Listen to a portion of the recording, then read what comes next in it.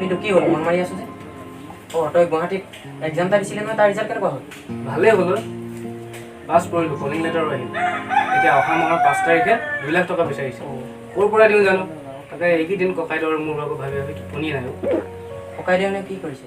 কিনো কি কৰিব আৰু মোৰ কাৰণে সৰুৰে পৰা যিখিনি কৰি আহিছে নহয় মা দেউতা নোহোৱাকৈ তুলি তালি ডাঙৰ দীঘল কৰিছে তাকে আমাৰ পাছফালতে মাটিডোখৰ তাকে বিক্ৰী কৰিম কৈছে এতিয়া ঈশ্বৰহে জানে আৰু কি হয় আমি দেখি আহিছোঁ এইবাৰ ককাইদেউ কিমান কষ্ট কৰিছে সৰুৰ পৰা তাকেহে তহঁতক 2 পইচা সহায় কৰিবলৈ আমাৰো অৱস্থা একেহে কি কৰিবি দুখীয়া দুখ নুগুছে আৰু ঐ যাওঁ বল ঘৰটো বহুত কাম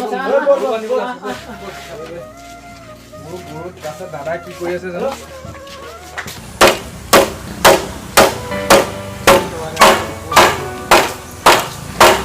ভাই দেউতা ক'ৰ পৰা আহিল দাদা মই তিনিআলিলৈ গৈছিলোঁ হয় নেকি তই এটা কাম কৰচোন এই সন্ধিয়া লাগিলে নহয় তই যা গৰুকেইটা বান্ধগে যা মই গৰুকেইটা বান্ধিছোঁ তই লগাই দিয়া আছোন তোৰ কথা এটা আছে হেৰি নহয় এইটো কি বুলি কয় তোৰ এই যে চাকৰিটো বিষয়লৈ যে ওলাইছিলে এপইণ্টমেণ্ট লেটাৰটো আহিলেই ন গতিকে এটা কাইলৈ দুটাই গৈ পেলাই আমি পইচাটো দি থৈ আহিব লাগে তই হ'লেও গৈ দি থৈ আহিবিগৈ হা হ'ব ঠিক আছে যা এতিয়া খুব গৰু বান্ধি দিয়া দেই মই এই কামটো কৰি আছোঁ মই গৈ আছোঁ হা হাতত ভাইটিটো আজৰি হৈছে নে সোনকালে ওলাই তহঁতে গৈ পাবগৈ লাগিব নহয় 7টা বজা বাছখন নহ'লে গুচি যাবা সোনকালে ভাইটি আৰু যাতে চাকৰিটো হ'লেই দাদা মোৰ হ'ল দেৰি নকৰিবি সোনকালে যা এই ছাৰহঁতক ভালকৈ বুজাই কবি আৰু দেই যাতে আমি বহুত কষ্ট কৰি ধনকেইটা দিছোঁ গতিকে আমাক যাতে সোনকালে কামটো কৰি দিয়ে হ'ব দে ভাল হ'ব দে আহিছোঁ দেই ঠিক আছে যা দাদা মই যাওঁ দেই ঠিক আছে মই যাওঁ দেই ভালকৈ যাবি দেই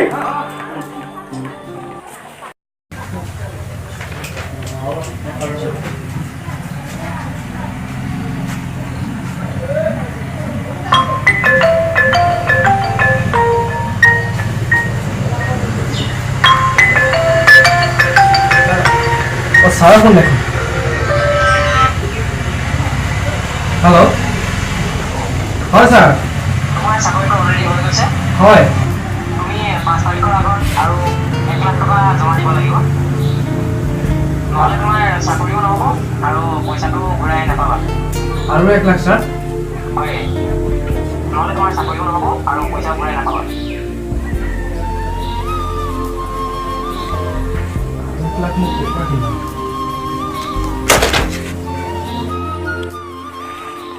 আৰু 1 লাখ টকা ক'ৰ পৰা দিব পাৰোঁ মোক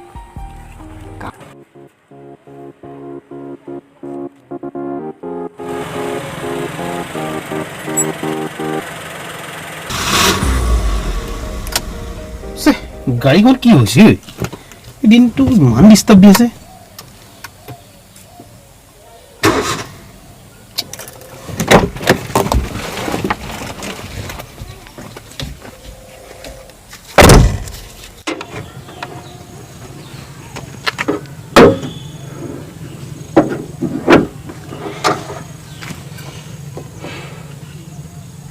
আৰু চট বিচাৰি যাম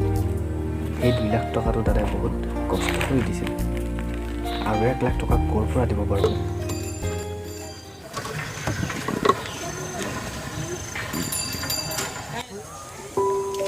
মানুহ এজন পোৱা হ'লে দাদা কি হৈছে গাড়ীখন তাকে গাড়ীখন মানে আজি ৰাতিপুৱাৰ পৰা ডিষ্টাৰ্ব দি আছে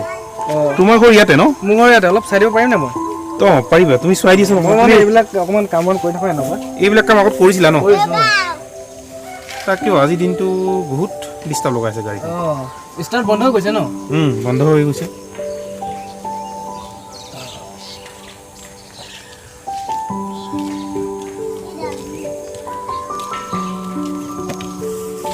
এতিয়া চাওকগৈচোন ষ্টাৰ্টটো দি ঠিক আছে বাৰু এবাৰ ষ্টাৰ্টটো হ'ব লাগে ন হ'ব লাগে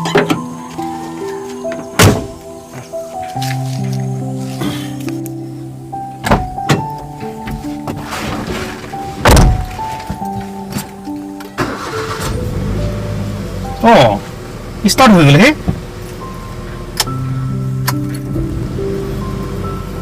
অঁ ধুনীয়াকৈ ষ্টাৰ্ট হৈ গ'ল দাদা ষ্টাৰ্ট হ'ল ন ষ্টাৰ্ট হ'ল হয় দিয়ক তোমাৰ ঘৰ দাদা মোৰ ঘৰ ওচৰতে তুমি এতিয়া কি কৰি আছা দাদা মই অইল বিভাগৰ চাকৰি এটাৰ কাৰণে এপ্লাই কৰিছিলোঁ ইণ্টাৰভিউ মাৰিলোঁ ইণ্টাৰভিউটো ভালো হ'ল তাকে যোৱা 5 তাৰিখে মোৰ 2 লাখ টকা বিচাৰিছিল 2 লাখ টকা দিলোঁ এতিয়া আকৌ 1 লাখ টকা বিচাৰিছোঁ তাকে ক'ৰ পৰা দিওঁ ভাবি আহোঁতে আপোনাক তোমাৰ নামটো কি আছে মোৰ নাম মিণ্টু ফুকন মিণ্টু ফুকন হয় মিণ্টু ফুকন তোমাৰ ইণ্টাৰভিউটোতো পাইছিলোঁ মই তোমাৰ লিষ্টটো মই চাইছোঁ ৰ'বা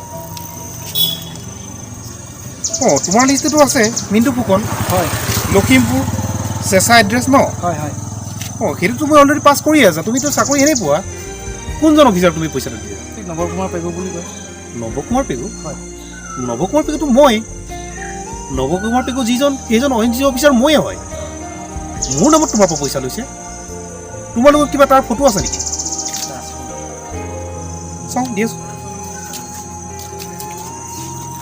এইজন চাব এইজন অঁ ফটোটোৰ ওপৰত ধৰিব পাৰিছোঁ সেইটো দেখোন বৰবাবু চলিহা বৰবাবু চলিহে তোমাৰ পৰা পইচা লৈছে ৰ'বা মই ফোন কৰি লওঁ